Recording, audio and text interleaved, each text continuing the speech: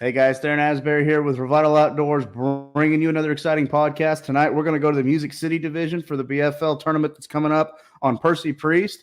2 years ago, they didn't go there last year, but 2 years ago, Mr. Daniel Johnson, who is doing our podcast tonight, he got a top 5 finish. So we're very excited to talk to Daniel. He's going to give us an idea of how he did his tournament 2 years ago, what he predicts for this year. So a lot of great, exciting content coming your way for the Music City anglers. Before we get started, Revital Outdoors is proud to announce we are doing a $2,500 giveaway for our lucky angler at the end of the year. All you have to do to enter this giveaway is scan the code that I'm fixing to put on the screen. So take your phone. I'm going to put that code up right now.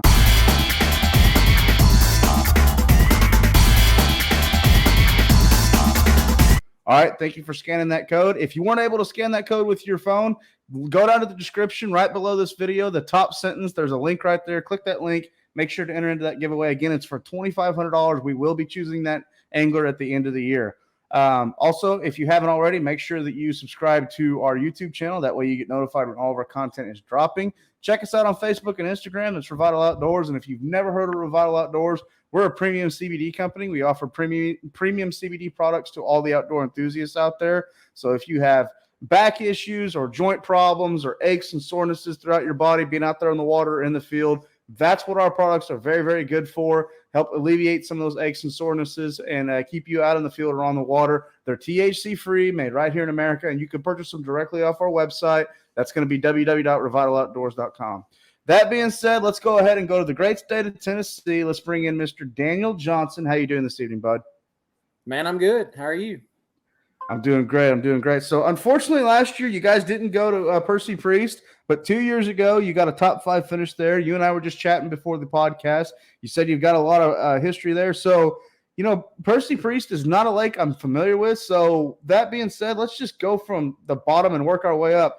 What is the lake like? How does it fish? And I'm assuming it's full of largemouth. Well, man, first of all, it's a fantastic lake. A lake that probably doesn't get a lot of exposure.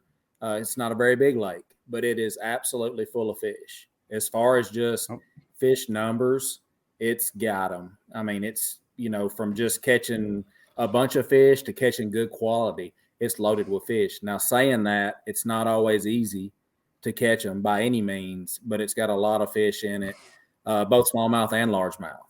So, really, and being right close to Nashville, it's in our area, in my opinion, it's one of the best lakes we have. Fantastic. So big smallmouth, big largemouth. I mean, that to me seems like the springtime would be phenomenal on that lake.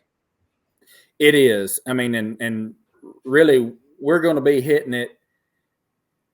I don't know if you can go at a better time, really, and not necessarily for just a bunch of big weights, but for a bunch of fish being caught. I guess we're going, I think it's like 3 weeks. So it's toward the end of April.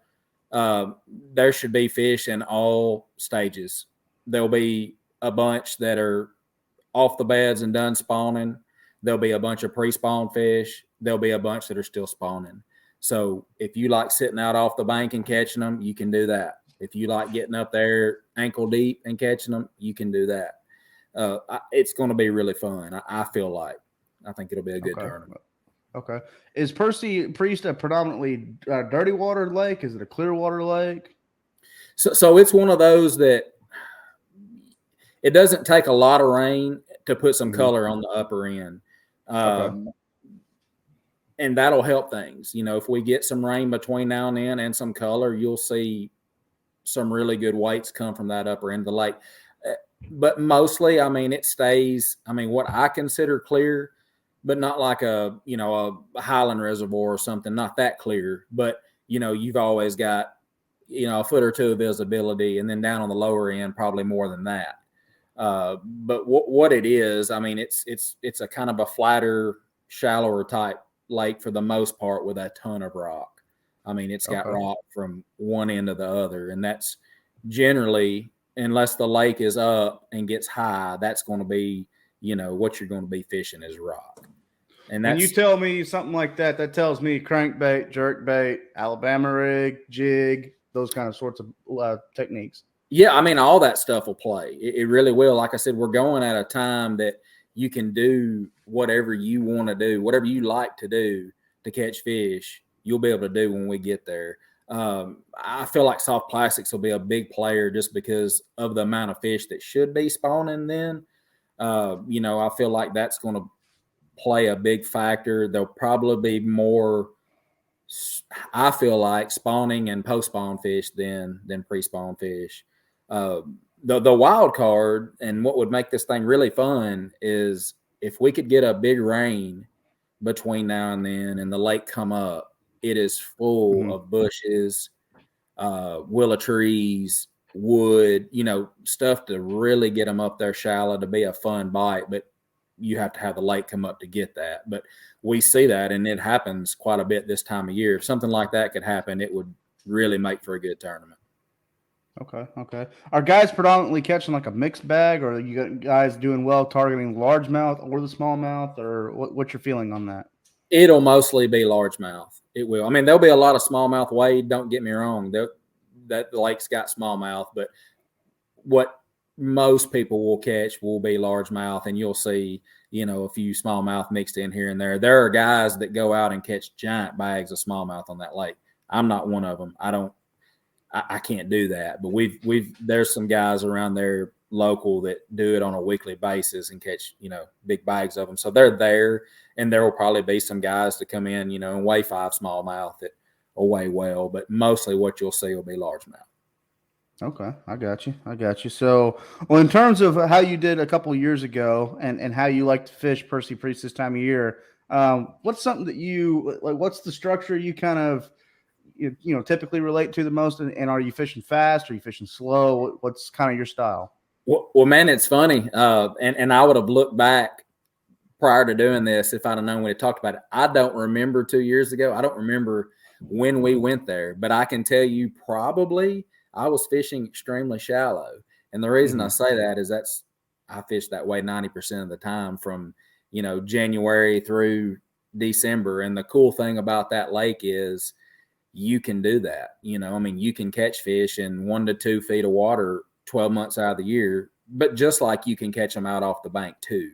Right. So again, I don't remember that tournament, but I am sure I was fishing really shallow. Okay. So do you like to cover a lot of water throughout the day and try to get as many bites as you can? Or are you a 5-fish tournament? I don't catch. I'm a 5-fish guy. I don't get a lot of bites. So a lot of times 5 to 10 bites is what I'm looking for.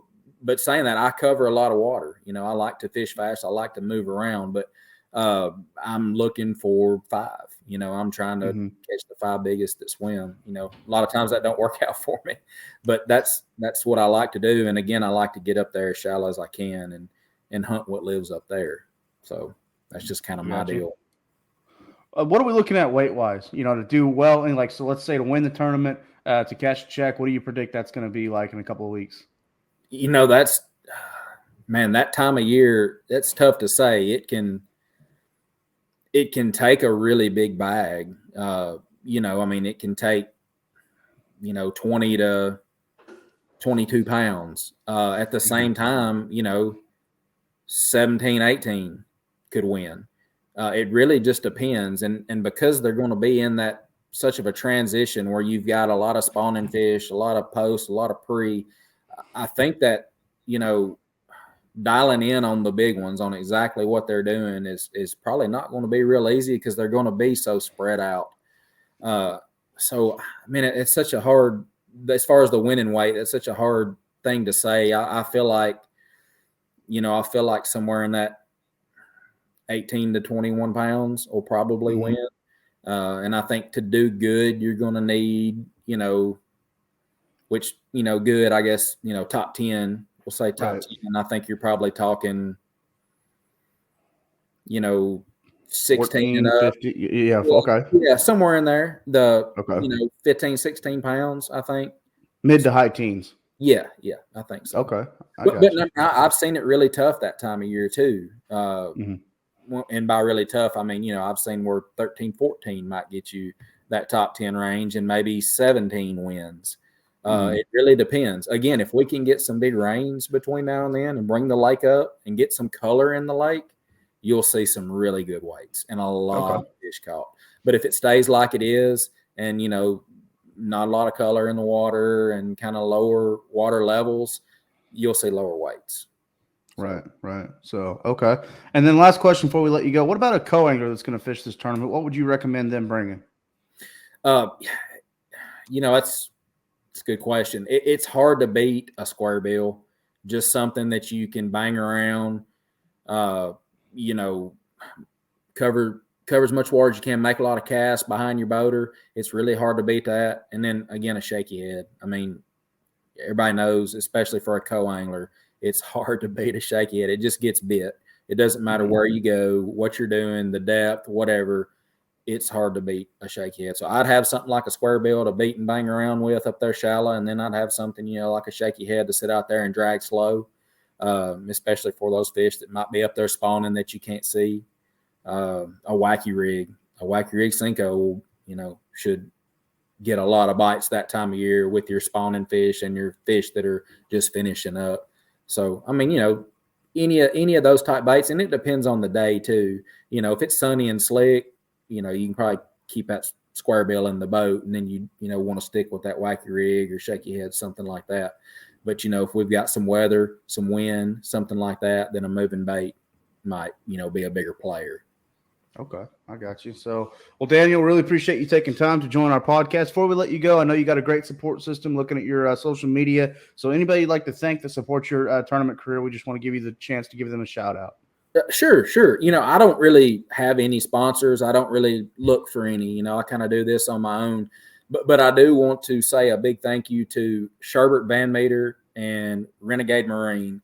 Those guys are up there in Litchfield, Kentucky, and don't sponsor me in any way, but I buy my boats up there. All my service is done up there, and they go above and beyond to keep me and anybody else that deals with them on the water. And I can't say enough, man. He's done a lot of things for me to help me out when I've been in a bind, and break down on short notice a day or two before a tournament, and then get me in and get me going. It's just really, really special that they do that for their tournament anglers. And so give a big shout out to those guys.